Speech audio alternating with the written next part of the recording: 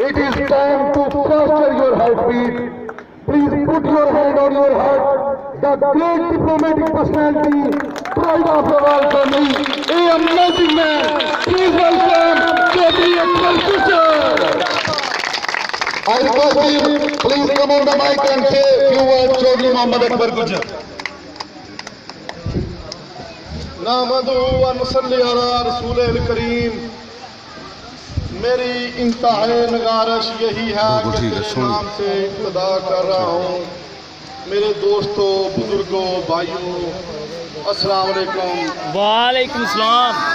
आज का जो ये प्रोग्राम का एहतमाम किया गया है, ये आप सबको पता है कि इस दिन हमने बहुत ज़्यादा कुर्बानियाँ दे के इस मुल्क को हासिल किया था।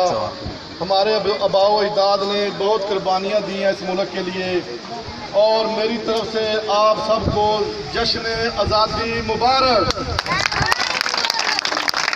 तो ये जिन लोगों ने इंतजाम किया है उनकी भी बड़ी मेहरबानी। हाफिज साहब हैं, फरियाद साहब हैं, और जो जिसने इसमें हिस्सा डाला, सब ने बहुत मेहनत की है। इन सब की मेहरबानी मेरी तरफ से फिर आप सबको जश्न आज़ादी मुबारक।